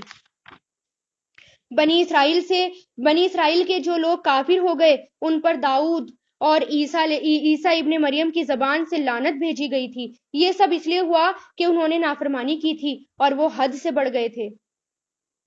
یعنی اس لعنت کا ذکر زبور میں بھی تھا جو حضرت داؤد علیہ السلام پر نازل ہوئی تھی اور انجیل میں جو حضرت عیسیٰ علیہ السلام پر نازل ہوئی تھی۔ اور وہ حد سے گزر جایا کرتے تھے، اور جس بدی کا ارتکاب یعنی جس گناہ کا ارتکاب وہ کرتے تھے اس سے ایک دوسرے کو منع بھی نہیں کرتے تھے۔ تو ہمارا کام کیا ہے کہ اللہ تعالیٰ کا کام کرنا، دعوت کا کام کرنا، اگر کوئی برائی کر رہا ہے تو اس کو اس برائی سے روکنا، کیونکہ انہوں نے برائی سے روکنا چھوڑ دیا تھا، اس لیے ان کے اوپر عذاب آ گیا تھا۔ حقیقت یہ ہے کہ ان کا طرز عمل نہایت برا ہے۔ تم ان میں سے بہت سو کو دیکھتے ہو کہ انہوں نے بت پرست کافروں کو اپنا دوست بنایا ہے۔ یقیناً جو کچھ انہوں نے اپنے حق میں اپنے آگے بھیج رکھا ہے وہ بہت برا ہے، کیونکہ ان کی وجہ سے اللہ ان سے ناراض ہو گیا اور وہ ہمیشہ عذاب میں رہیں گے۔ اگر یہ لوگ اللہ پر، نبی پر اور جو کلام ان پر نازل ہوا ہے اس پر ایمان رکھتے تو ان بت پرستوں کو دوست نہ بناتے، لیکن بات یہ ہے کہ ان میں سے زیادہ تعداد ان کی ایسی ہے جو نافرمان ہیں۔ تم یہ بات ضرور محسوس کر لو گے کہ مسلمانوں میں سے سب سے سخت دشمنی رکھنے والے تو یہودی ہیں، اور دوسرے وہ لوگ ہیں جو کھل کر شرک کرتے ہیں۔ احکام کی بچنا کس سے ہے کہ جو یہودی ہیں وہ سب سے زیادہ دشمنی رکھتے ہیں مسلمانوں سے، اور جو شرک کرتے ہیں وہ سب سے زیادہ دشمنی کرتے ہیں۔ یہ بات اللہ تعالیٰ نے بتا دی قرآن میں، اور یہ بات بھی ضرور تم محسوس کر لو گے کہ غیر مسلموں میں مسلمانوں سے دوستی میں قریب تر وہ لوگ ہیں جنہوں نے اپنے آپ کو عیسائی کہا۔ یعنی مسلمانوں سے دوستی کون رکھتا ہے؟ عیسائی، یعنی وہ نرم دل ہیں۔ اس کی وجہ یہ ہے کہ ان میں بہت سے علم دوست عالم اور بہت سے تارک الدنیا درویش ہیں، یعنی جو دنیا چھوڑ کر بیٹھتے ہیں، ویدھانیت اختیار کرتے ہیں اور صرف علم حاصل کرتے ہیں۔ نیز یہ وجہ تھی کہ وہ تکبر نہیں کرتے تھے، کیونکہ ان کا ایک ہی کام تھا کہ نرم دل بن کر لوگوں کو اپنی طرف بلایا جائے، لوگوں کو اپنے دین کی طرف بلایا جائے۔ اور جب یہ لوگ وہ کلام سنتے ہیں جو رسول پر نازل ہوا تو چونکہ انہوں نے حق کو پہچان لیا ہوتا ہے، اس لیے تم ان کی آنکھوں کو دیکھو گے کہ وہ آنسوؤں سے بہہ رہی ہیں۔ یعنی عیسائیوں کی اکثر تعداد کیسی تھی اس کی طرف اشارہ ہے۔ جب مسلمانوں کو حبشہ سے نکالنے کا مطالبہ لے کر، یعنی جب مسلمانوں کی ہجرت ہوئی تھی حبشہ کی طرف، مکہ سے حبشہ کی طرف جب مسلمان گئے تھے تو مشرکین جو تھے وہاں مکہ والے پھر بھی سکون سے نہیں بیٹھے، اور وہ حبشہ کے بادشاہ تک، نجاشی تک گئے، اور انہوں نے یہ کہا وہاں پر جا کر کہ مسلمانوں کو اپنے یہاں سے نکال دو۔ لیکن نجاشی نے ان کی بات نہیں مانی اور پہلے مسلمانوں کو کہا اپنی طرف سے صفائی دے۔ تو اس پر کیا ہوا کہ انہوں نے قرآن کی آیت پڑھی، تلاوت کری۔ حضرت جعفر نے سورہ مائدہ کی تلاوت کری، اور جس میں مریم علیہ السلام کا ذکر تھا، اور بعض میں آتا ہے کہ صرف ایسی آیتیں تلاوت کری جس میں عیسیٰ علیہ السلام اور مریم علیہ السلام کا ذکر تھا، وہ تلاوت کری۔ تو اس پر جتنے بھی عیسائی تھے اور نجاشی اور وہاں کے علماء جو تھے ان کے آنکھوں میں قرآن سن کر آنسو بہہ نکلے، اور بلکہ ان کے صحیفوں تک میں آنسو ٹپک رہے تھے۔ تو اس بات کی طرف اشارہ ہے، جب یہ لوگ وہ کلام سنتے ہیں جو رسول پر نازل ہوا تو چونکہ انہوں نے حق کو پہچان لیا ہوتا ہے، اس لیے تم ان کی آنکھوں کو دیکھو گے کہ وہ آنسوؤں سے بہہ رہی ہوتی ہیں، اور وہ کہہ رہے ہیں کہ اے ہمارے پروردگار، ہم ایمان لے آئے، لہٰذا گواہی دینے والوں کے ساتھ ہمارا نام بھی لکھ لیجئے، اور ہم اللہ پر اور جو حق ہمارے پاس آ گیا اس پر آخر کیوں نہ ایمان لائیں، اور پھر تو یہ توقع بھی رکھیں کہ ہمارا رب ہمیں نیک لوگوں میں شمار ضرور کرے گا۔ تو نیک لوگوں کی پہچان بھی یہی ہوتی ہے کہ جب قرآن پڑھا جا رہا ہوتا ہے تو ان کو نیند نہیں آتی بلکہ ان کی آنکھوں سے آنسو جاری ہو رہے ہوتے ہیں۔ قرآن اتنا اثر دل پر ڈالتا ہے کہ ادھر ادھر ہمارا دھیان نہیں بھٹکتا، بلکہ اللہ تعالیٰ کی آیتوں کو سن کر ہماری آنکھیں تر ہو جاتی ہیں۔ ایسے لوگوں کی تعریف کی ہے اللہ تعالیٰ نے قرآن میں۔ چنانچہ ان کے اس قول کی وجہ سے اللہ ان کو وہ باغات دے گا جن کے نیچے نہریں بہتی ہوں گی، جن میں وہ ہمیشہ رہیں گے۔ یہی نیکی کرنے والوں کا صلہ ہے، اور جن لوگوں نے کفر اپنایا ہے اور ہماری آیتوں کو جھٹلایا ہے وہ دوزخ والے ہیں۔ اے ایمان والو، اللہ نے تمہارے لیے جو پاکیزہ چیزیں حلال کی ہیں ان کو حرام مت کرو اور حد سے مت بڑھو۔ یقین جانو کہ اللہ حد سے بڑھنے والوں کو پسند نہیں کرتا، اور اللہ نے تمہیں جو رزق دیا ہے اس میں سے حلال پاکیزہ چیزیں کھاؤ، اور جس اللہ پر تم ایمان رکھتے ہو اس سے ڈرتے رہو۔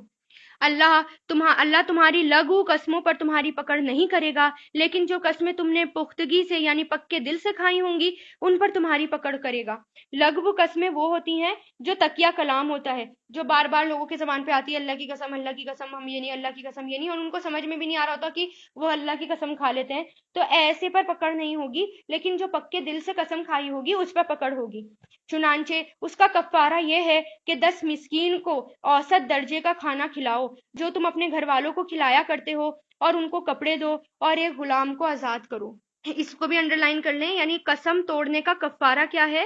کہ 10 مسکین کو کھانا کھلانا اور اوسط درجے کا کھانا کھلانا، یعنی جو کھانا ہم کھاتے ہیں وہی کھانا، یا پھر کپڑے بھی دے سکتے ہو، اور ایک غلام آزاد، کیونکہ اب غلام نہیں ہے تو اس لیے کھانا کھلانا۔ ہاں، اگر کسی کے پاس ان چیزوں میں سے کچھ بھی نہ ہو تو وہ 3 روزے رکھے، یعنی 3 دن کے روزے رکھے، قسم توڑنے کا کفارہ ہے اگر کھانا نہیں کھلا سکتا کسی کو۔ یہ تمہاری قسموں کا کفارہ ہے جب تم نے کوئی قسم کھائی ہو اور اسے توڑ دیا ہو، اور اپنی قسموں کی حفاظت کیا کرو۔ اسی طرح اللہ اپنی آیتیں کھول کھول کر تمہارے سامنے واضح کرتا ہے تاکہ تم شکر ادا کرو۔ اے ایمان والو، شراب، جواں، بتوں کے تھان اور جوئے کے تیر، یہ سب ناپاک شیطانی کام ہیں، لہٰذا ان سے بچو تاکہ تمہیں فلاح حاصل ہو۔ شیطان تو یہی چاہتا ہے کہ شراب اور جوئے کے ذریعے تمہارے درمیان دشمنی اور بغض کے بیج ڈال دے، یعنی شیطان کیا چاہتا ہے کہ ہمارے درمیان دشمنی ڈال دے اور بغض ڈال دے، اور تمہیں اللہ کی یاد اور نماز سے روک دے۔ تو شیطان کا سب سے بڑا اٹیک کیا ہوتا ہے کہ وہ نماز سے بھی ہمیں روکتا ہے اور اللہ کی یاد سے بھی روکتا ہے۔ اب بتاؤ کہ کیا تم ان چیزوں سے باز آ جاؤ گے اور اللہ کی اطاعت کرو اور رسول کی اطاعت کرو اور نافرمانی سے بچتے رہو۔ اگر تم اس کے حکم سے منہ موڑو گے تو یاد رکھو کہ ہمارے رسول پر تو صرف یہ ذمہ داری ہے کہ وہ صاف صاف طریقے سے صرف اللہ تعالیٰ کے حکم کی تبلیغ کر دے۔ جو لوگ ایمان لے آئے ہیں اور نیکی کرتے ہیں، انہوں نے پہلے جو کچھ کھایا پیا ہے اس کی وجہ سے ان پر کوئی گناہ نہیں، یعنی آیت نازل ہونے سے پہلے اگر انہوں نے کچھ کیا ہے تو کوئی گناہ نہیں ہے، بشرطے وہ آئندہ ان گناہوں سے بچتے رہیں اور ایمان رکھیں اور نیک عمل کرتے رہیں۔ پھر جن چیزوں سے آئندہ روکا جائے ان سے بچا کریں اور ایمان پر قائم رہیں، اور اس کے بعد بھی تقوی اور احسان کو اپنائیں۔ اللہ احسان پر عمل کرنے والے لوگوں سے محبت کرتا ہے۔ اے ایمان والو، اللہ تمہیں شکار کے لیے کچھ جانوروں کے ذریعے ضرور آزمائے گا، تمہارے ہاتھوں اور تمہارے نیزوں کی زد میں آ جائیں گے۔ یعنی حالت احرام میں جب صحابی یا کچھ مسلمان احرام باندھا کرتے تھے تو شکار جو تھا وہ اتنا قریب آ جایا کرتا تھا کہ ایک نیزے کی زد میں، نیزہ ہوتا ہے نا جس سے شکار کرتے ہیں، اس کی پہنچ تک وہ شکار آ جایا کرتا تھا، اور یہ مسلمانوں کے لیے آزمائش تھی۔ اور جب احرام کھولا ہوا ہوتا تھا تو شکار نظر نہیں آتا تھا، تو یہ بھی ایک آزمائش تھی۔ اللہ تعالیٰ کہہ رہے ہیں کہ میں تم کو اس سے بھی تمہیں آزماؤں گا کہ کون میرا حکم مانتا ہے اور کون میرا حکم نہیں مانتا۔ اور اس سے پہلی جو آیت ہے کہ اللہ جو تم نے کچھ پہلے کھایا پیا ہے اللہ تعالیٰ وہ معاف کر دے گا، وہ شراب کی حرمت میں نازل ہوئی تھی۔ بعض صحابہ کے دل میں یہ خیال آ گیا تھا کہ جو شراب حرمت کا حکم آنے سے پہلے پی گئی تھی، کیا وہ بھی اس سے بھی ہمارے لیے گناہ ملے گا؟ یعنی جب شراب حرام نہیں ہوئی تھی اور اس سے پہلے جو ہم نے شرابیں پی تھیں، ایسا تو نہیں اللہ تعالیٰ اس پر بھی ہماری پکڑ کریں گے؟ تب اللہ تعالیٰ نے کہا کہ جو کچھ پہلے ہو چکا اللہ تعالیٰ اس پر پکڑ نہیں کرے گا، اب جب جو حکم نازل ہو گیا اب اس پر عمل کرنا ہے۔ اے ایمان والو، اللہ تمہیں شکار کے کچھ جانوروں کے ذریعے ضرور آزمائے گا جو تمہارے ہاتھوں اور تمہارے نیزوں کے زد میں آ جائیں گے، تاکہ وہ یہ جان لے کہ کون ہے جو اسے دیکھے بغیر اس سے ڈرتا ہے۔ پھر جو شخص اس کے بعد بھی حد سے بڑھیں گے وہ دردناک سزا کے مستحق ہوں گے۔ اے ایمان والو، جب تم احرام کی حالت میں ہو تو کسی شکار کو قتل نہ کرو، اور اگر تم میں سے کوئی اسے جان بوجھ کر قتل کر دے تو اس کا بدلہ دینا واجب ہوگا، جس کا طریقہ یہ ہے کہ جو جانور اس نے قتل کیا ہے اس جانور کے برابر چوپایوں میں سے کسی جانور کو، جس کا فیصلہ تم میں سے 2 دیانت دار تجربے کار آدمی کریں گے، کعبہ پہنچا کر قربان کیا جائے۔ یعنی وہیں کا رول ہوگا یہ، جو وہاں کی حکومت ہے وہ یہ ڈیسائیڈ کرے گی کہ اگر کسی سے غلطی سے کوئی شکار ہو جائے، چھوٹا بڑا اس سے بڑا، تو جس طرح کا شکار ہوا ہے اس حساب سے وہ بتائیں گے کہ کتنا تمہیں قربانی کرنی ہے یا کتنے پیسے تمہیں اس کے بدلے دینے ہیں۔ اس کی قیمت کا کفارہ مسکینوں کو کھانا کھلا کر ادا کیا جائے گا یا اس کے برابر روزے رکھے جائیں گے، اور یہ کون طے کرے گا؟ وہاں کے 2 دیانت دار آدمی، یعنی اب وہاں کی حکومت، تاکہ وہ شخص اپنے کیے کا بدلہ چکا دے۔ پہلے جو کچھ ہو چکا ہے اللہ نے اسے معاف کر دیا، اور جو شخص دوبارہ ایسا کرے گا تو اللہ اس سے بدلہ لے گا، اور اللہ زبردست بدلہ لینے والا ہے۔ تمہارے لیے سمندر کا شکار اور اس کا کھانا حلال کر دیا گیا، یعنی حالت کے احرام میں سمندر کا شکار، یعنی سمندر میں سے ہم کھا سکتے ہیں، نکال سکتے ہیں، تاکہ وہ تمہارے لیے اور قافلے والوں کے لیے فائدے اٹھانے کا ذریعہ بنے۔ لیکن جب تم حالت احرام میں ہو تو تم پر خشکی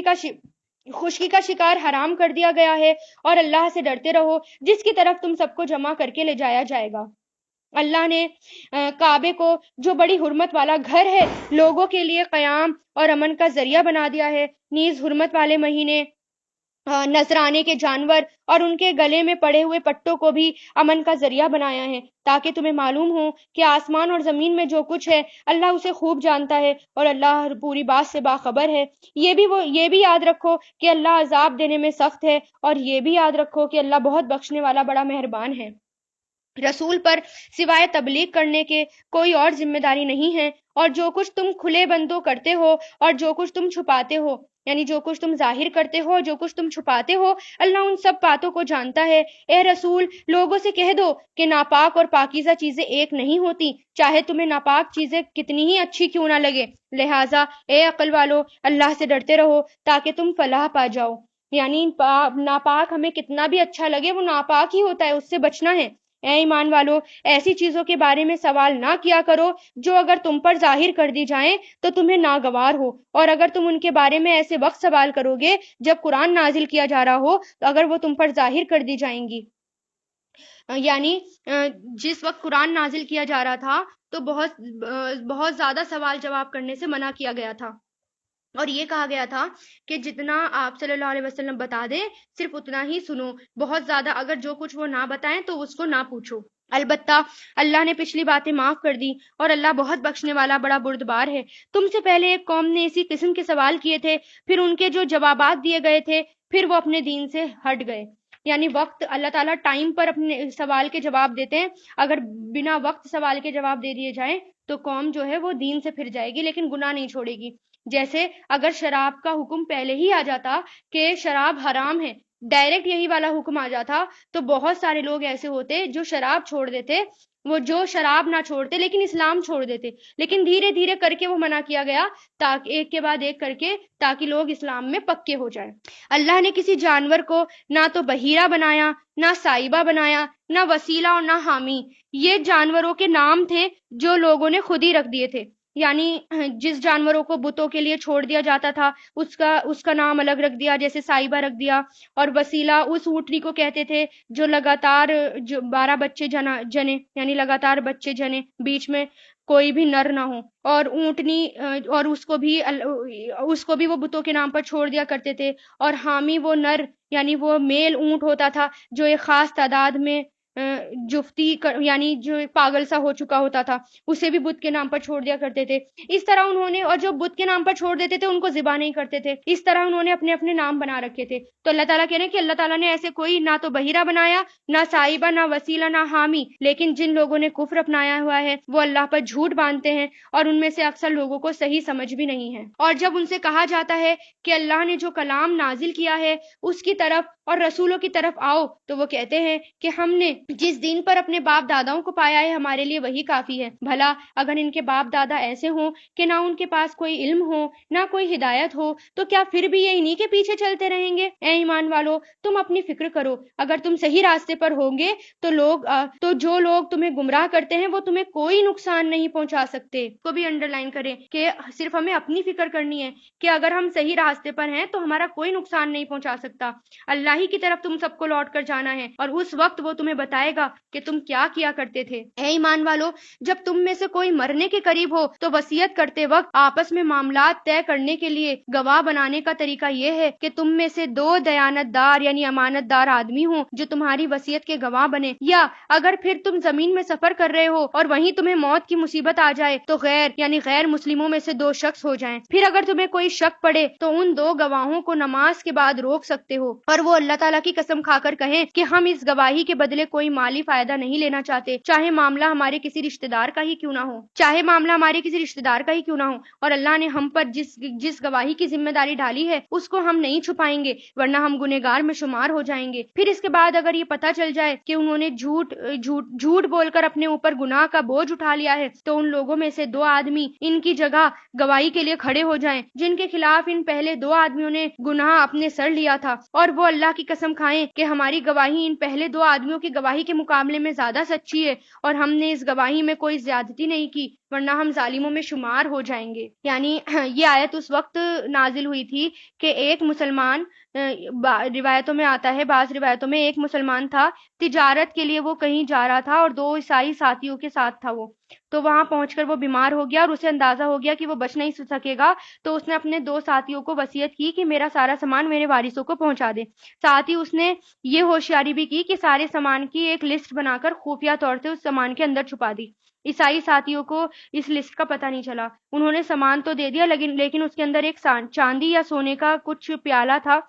جو انہوں نے چھپا لیا، جس کی زیادہ قیمت تھی. جب وارثوں کو اس کی یہ لسٹ ملی تو انہیں وہ پیالہ نہیں ملا، اور پھر یہ کہا گیا کہ ٹھیک ہے، نماز کے بعد ان لوگوں کو روکو اور وہ نماز کے بعد گواہی دیں گے کہ ہم سچے ہیں. اللہ کی قسم کھا کر کہتے ہیں کہ ہم نے کچھ نہیں چھپایا، اور جو ہمیں گواہ بنایا گیا تھا ہم نے کوئی گواہی نہیں چھپائی. اگر ہم نے چھپائی ہوگی تو اللہ تعالیٰ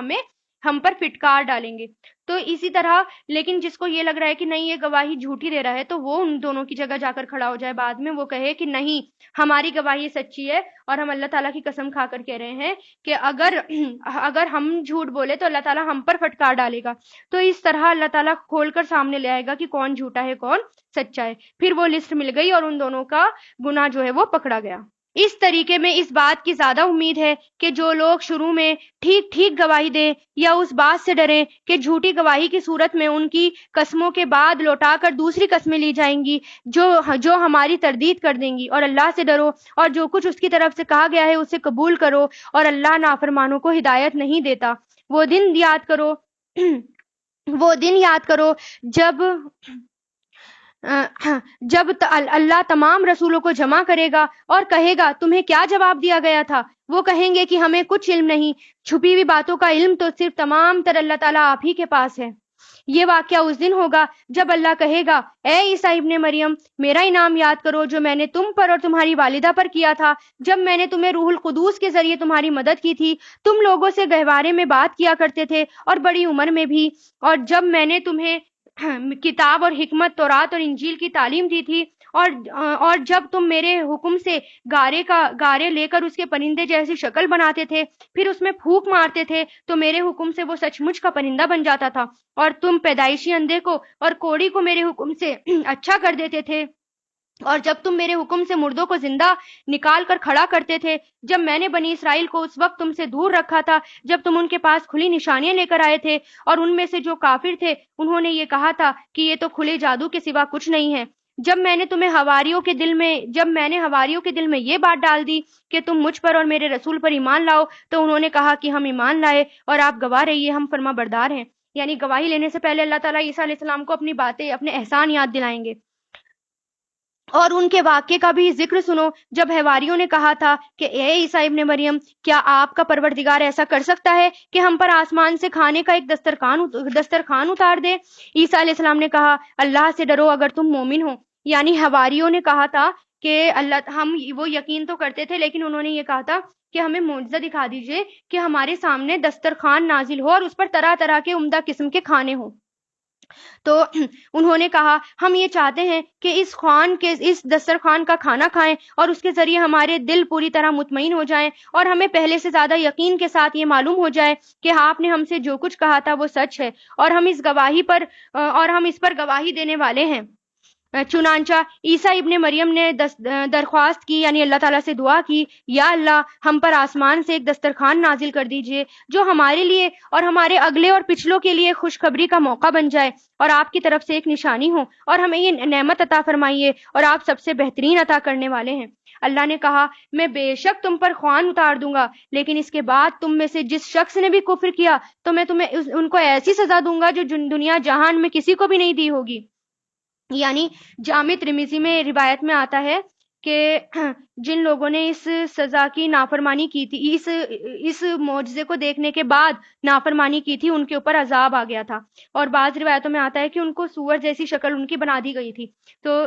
کیونکہ جب نشانی دیکھ لیتے ہیں اللہ تعالیٰ کے بعد، کہ اگر اللہ تعالیٰ کوئی معجزہ دکھا دیتے ہیں اس کے بعد اگر کوئی ایمان نہ لائے تو پھر اس پر عذاب آ جاتا ہے. اس وقت کا بھی ذکر سنو جب اللہ کہے گا اے عیسیٰ ابن مریم، کیا تم نے لوگوں سے یہ کہا تھا کہ مجھے اور میری ماں کو اللہ کے علاوہ 2 معبود بناؤ؟ وہ کہیں گے ہم تو آپ کی ذات کو شرک سے پاک سمجھتے ہیں، میری مجال نہیں کہ میں ایسی بات کہوں جس کا مجھے حق نہیں، اگر میں نے ایسا کہا ہوتا تو آپ کو یقیناً معلوم ہو جاتا۔ یعنی اللہ تعالیٰ عیسیٰ علیہ السلام سے کیا گواہی لیں گے قیامت کے دن، یہ بات اللہ تعالیٰ نے قرآن میں بتا دی۔ آپ وہ باتیں جانتے ہیں جو میرے دل میں چھپی ہوئی ہیں، اور میں آپ کی پوشیدہ باتوں کو نہیں جانتا، یقیناً آپ تو تمام چھپی ہوئی باتوں کا پورا پورا علم رکھتے ہیں۔ میں نے ان لوگوں سے اس کے سوا کوئی بات نہیں کہی جس کا آپ نے مجھے حکم دیا تھا، اور وہ یہ کہ اللہ کی عبادت کرو جو تمہارا بھی پروردگار ہے اور میرا بھی پروردگار ہے، اور جب تک میں ان کے درمیان موجود ہوں میں ان کے حالات سے واقف رہا۔ یعنی جب تک میں ان میں موجود رہا تو مجھے پتا تھا وہ کیا کرتے تھے، پھر جب آپ نے مجھے اٹھا لیا تو آپ ہی خود ان کے نگران تھے۔ یعنی اب مجھے نہیں پتا، میرے اٹھانے کے بعد مجھے نہیں پتا، آپ کو سب پتا ہے، اور آپ ہر چیز کے گواہ ہیں۔ اگر آپ ان کو سزا دیں تو یہ آپ کے بندے ہیں، اور اگر آپ انہیں معاف فرما دیں تو یقیناً آپ زبردست حکمت والے ہیں۔ اللہ کہے گا یہ وہ دن ہے جس میں سچے لوگوں کو ان کا سچ فائدہ دے گا، یعنی قیامت کے دن۔ اس دن سچے لوگوں کو ہی ان کا سچ فائدہ دے گا۔ ان کے لیے وہ باغات تیار ہیں جن کے نیچے نہریں بہتی ہوں گی، جن میں یہ لوگ ہمیشہ ہمیشہ رہیں گے۔ اللہ ان سے خوش ہے اور یہ اس سے خوش ہیں۔ یہی بڑی زبردست کامیابی ہے۔ تمام آسمانوں اور زمین اور اس میں جو کچھ ہے وہ سب اسی کی بادشاہی ہے، اللہ ہی کے لیے ہے وہ ہر چیز، اور وہ ہر چیز پر پوری طرح قدرت رکھتا ہے۔ حدیثوں میں آتا ہے جب اللہ تعالیٰ عیسیٰ علیہ السلام سے یہ باتیں پوچھیں گے قیامت کے دن، تو عیسیٰ علیہ السلام اتنا ڈر جائیں گے اس بات سے کہ ہر پور سے ان کے خون آنے لگے گا ڈر کی وجہ سے، اور پھر ڈرتے ڈرتے وہ کہیں گے کہ نہیں اللہ تعالیٰ، میں نے تو صرف وہی باتیں ان تک پہنچائی کہ جو باتیں آپ نے کہی تھی، اور آپ کو اس بات کا پورا علم ہے۔ الحمدللہ آپ کی سورہ مائدہ پوری ہوئی۔ وآخر دعوانا ان الحمدللہ رب العالمین۔ سبحانک اللہم و بحمدک ونشہد ان لا الہ الا انت نستغفرک ونتوب الیک۔